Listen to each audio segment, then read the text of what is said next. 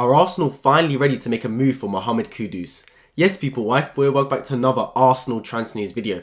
As always, if you want to be kept up to date with daily Arsenal transfer news vids, this is the place for you. You have to subscribe down below on my road to 5,000 subscribers, and importantly hit the bell notification button so you never miss a future video on this channel. And please do let me know your thoughts on Mohammed Kudus in the comment section. I'd absolutely love to hear it. Let's get straight into the tweet brought today by Nico Pierre stating this: exclusive. Arsenal have today reopened talks with Ajax for Mohammed Kudus. The intention for Arsenal is to sell Tierney, Cedric and a loan deal for Nuno Tavares before lodging a bid which could be in the region of 40 million euros. Balogun will not affect this bid as this will go into the last few weeks. It's exactly the type of news I want to hear. We know Arsenal have held an interest in Mohammed Kudus earlier in this transfer, and this was confirmed by David Ornstein and Fabrizio Romano, mainstream sources. However, we're yet to see Arsenal really lodge a bid just so far. Brighton have lodged a bid and it has been accepted from Ajax, though that deal has stalled. We of course know that Brighton got their deal accepted for 40 million euros for Kudus, but it's been stalled because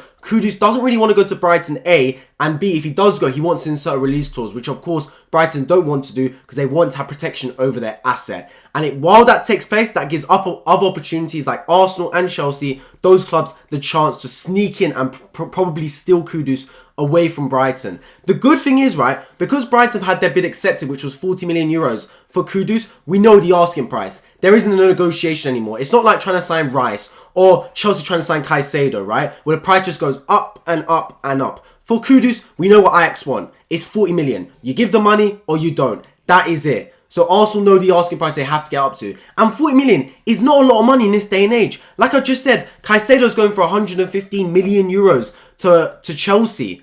115 million euros, and for a third of that basically you can get Mohammed Kudus, who's a versatile player, box to box, can play right wing, can play in the false line position, can play in the number 10, 22 years young, Ghanaian international, already friends with Thomas Partey as well, so he's got that rapport with the team. I think it would be an outstanding signing for Arsenal, someone that we should definitely look to bring in. We know he wants Champions League football as well. That's something Arsenal can offer that Brighton and Chelsea can't. So it all pushes in the same direction. If Arsenal can get this deal over the line, it'd be absolutely perfect. Now, we need to strike while the pan is hot.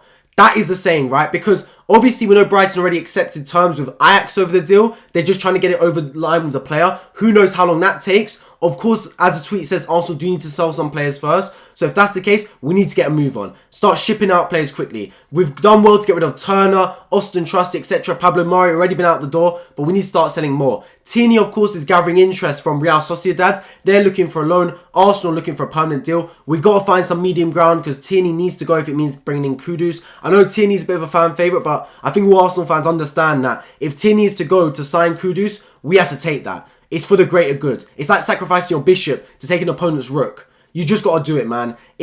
Short-term losses for long-term gains. And I'd love for Arsenal to do that. I think Kudus could be that real piece for Arsenal. I don't think Kudus will be a player that will elevate us in the starting 11 to Man City's level or anything like that. But what Kudus does give us is he gives us a player that can play basically anywhere within the midfield in the attack force.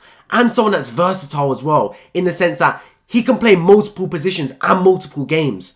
Where if there's an injury, Kudus can slot in. If someone's out of form, Kudus can slot in. If Saka has a ball runner form or Saka gets injured, Kudus can go there. If someone gets injured in that box-to-box role, then Kudus can slot in there. And that's someone that's really trusted in this team and someone that's really valuable as well. Look at James Milner. James Milner's had a brilliant career. Aston Villa, Man City, Liverpool, and now Brighton, purely because of his versatility. Milner can play right back, right wing, left wing, centre mid. He'll play in goal if you tell him to. That's what he's built his career on. And I think players like that are valued so highly. Look at Bukayo Saka, our own star boy. He started in the team at left back. There was a problem. There wasn't anyone that could play left wing back. Saka was like, I'll do it, boss. Slots in there, does fantastic. Then gets his opportunity to move forward into right wing after Arteta and Unai Emery found out he couldn't be dropped because he was that good. So players like this are so valuable in the side, and Mohammed Kudus for only 40 million would be an absolute steal in my opinion. So Arsenal need to move quick on this one. As the tweet says, Arsenal still do have the interest, still looking to formulate some kind of bid, but I do understand that first players need to be sold. David Raya will be announced in the next few days, I do expect. That's only a £3 million low deal, so Arsenal still have the capital to make at least 1 or 2 more signings this window, which is brilliant to see. There's 3 weeks left, but those 3 weeks are flying by. Trust me when I say that. And Mohammed Kudus, I do expect him to move on. In the meantime, Ajax have signed Chuba Akpom, an ex-Arsenal player from Middlesbrough. We know Ajax have already let go of some other players like Darren Mee, for example. So there's a lot of shift around that football club. But another thing to note is, right, we already have some good rapport with Ajax. We, of course, signed Jurriën Timber already this window, so we've already got a good relationship with Ajax there. If we can potentially get this deal in line for Kudus as well, that'd be really good in that sense. And really using those strong relations and don't burn any bridges along the way to sign certain players. And this proves why. Look, if we tried to sign Jurriën Timber and we're really hard in our negotiations and dragged it out, maybe that would affect us trying to sign Kudus. So it's always beneficial to not burn any bridges, especially with a club that you know you're going to interact with again in the future. So the rapport's there with Ajax. We've done business before. Of course, we know Marco Vermaas very well, ex-player of our football club. So hopefully we can try and get something over the line for Mohammed Kudus as well. I'm really excited for this one if it can go through. I think he'd be a really valued additional piece to Arsenal, playing in that front three as a backup to Saka, also as a backup midfielder, someone that can sit on the bench and play multiple positions. And as I said, at 22 years old, very coachable as well. A kid that's willing to learn and get better and better. I mean, I watched him in the World Cup for Ghana in that box-to-box role in midfield, and I thought he was absolutely fantastic. Now here at Ajax, he's playing in that number 10 and false 9 position. I'm thinking, that's not his position. That's not where he's best at. So if Arteta, who, to be fair to Arteta, he's really been a good one-on-one coach. A lot of players have really improved under Mikel Arteta. And that's probably the biggest asset you can get as a coach and the biggest compliment you can receive. Because the job of a manager is, right, to improve your staff and to put your staff in the right positions. That is the job as a manager.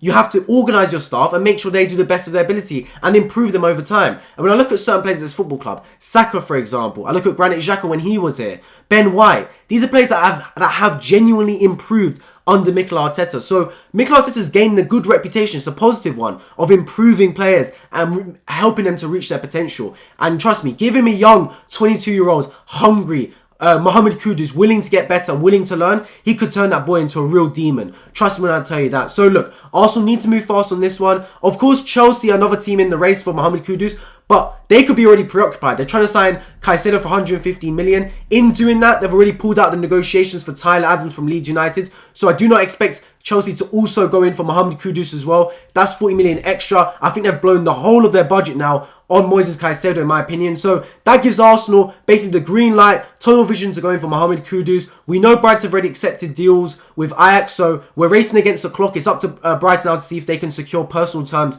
with the player. But we're not hearing anything on that front. It's already been a week since they finalised terms with Ajax, so that's not a very good sign for Brighton. So it does leave the door open for Arsenal. Although the door's only ajar, it's up to Arsenal now to bust open that door, sell some players, give the money, and then I'm sure Kudus will be more than happy to become an Arsenal player. As always, please do let me know your thoughts in the comment section regarding Mohammed Kudus to Arsenal. I'd absolutely love to hear it. If you want to be kept up to date with daily Arsenal transfer news vids, which I'm guessing you are since you made it this far in the video, you have to subscribe down below on my road to 5,000 subscribers. And also, if you're a hardcore fan, just like myself, make sure you become a channel member. It's the first link in the description. You'll receive access to previews to every single Arsenal match this season, where we talk through the key battles, the formations, predicted lineups, and predicted scores as well. Trust me, they're brilliant videos. You do not want to miss them. Join the many people that have already become a channel member here. It's the first link in the description. I've been Football. I appreciate you guys all for tuning in, and I hope to catch you guys all in my next video. Take care.